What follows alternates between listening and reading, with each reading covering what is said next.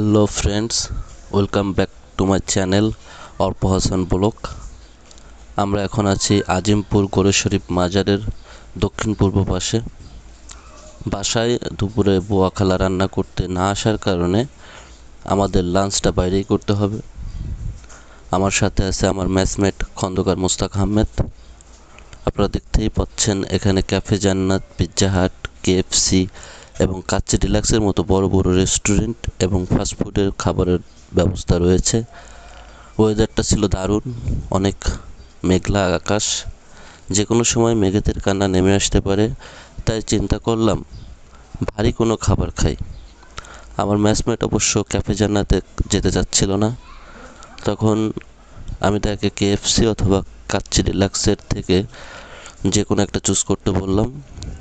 অবশেষে কাচ্চি ডিলাক্সে যাওয়ার জন্য সে বায়না করলো, তাই আমরা কাচ্চি ডিলাক্সে যাওয়ার উদ্দেশ্যে রওনা হলাম। এখানে লিফট এবং সিঁড়ির ব্যবস্থা আছে, আপনি দেখতেই পাচ্ছেন। আপনি চাইলে লিফটে যেতে পারেন, লিফটের 2, এবং সিঁড়িতে যেতে চাইলে 3rd ফ্লোর। আমরা অলরেডি কাচ্চি ডিলাক্সে প্রবেশ করেছি। খাবারের অর্ডারও মোস্তাক ভাই দিয়ে দিয়েছে, যে কোনো সময় আমাদের সামনে খাবার সার্ভ করা হবে। আপনারা দেখতেই পাচ্ছেন এখানে পরিবেশটা কত সুন্দর এবং বড় একটা স্পেস, ওয়েল ডেকোরেটেড।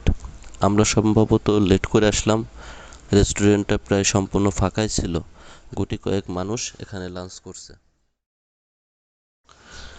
আপনি চাইলে এখানে ফটোশ্যুটও করতে পারবেন। এখানে 360 ডিগ্রি ভিডিও অথবা ফটোশ্যুটের ব্যবস্থা রয়েছে। পর্যাপ্ত আলো থাকার কারণে ছবি অথবা ভিডিও কোয়ালিটি খুবই ভালো হয়। এরই মাঝে আমাদের সামনে প্লেট, সালাদ এবং মিনারেল ওয়াটার চলে এসেছে।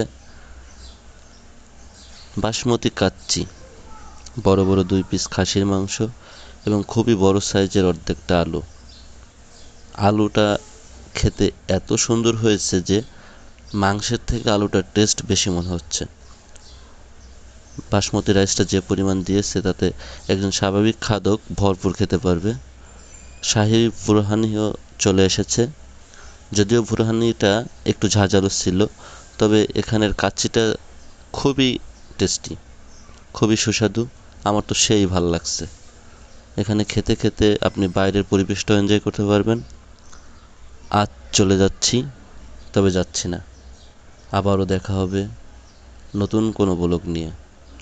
সেই অপেক্ষায় সুস্থ থাকুন, সুন্দর থাকুন, ভালো থাকুন, ভালোর সাথে থাকুন। শুভকামনা রইল। আল্লাহ হাফেজ। আসসালামু আলাইকুম।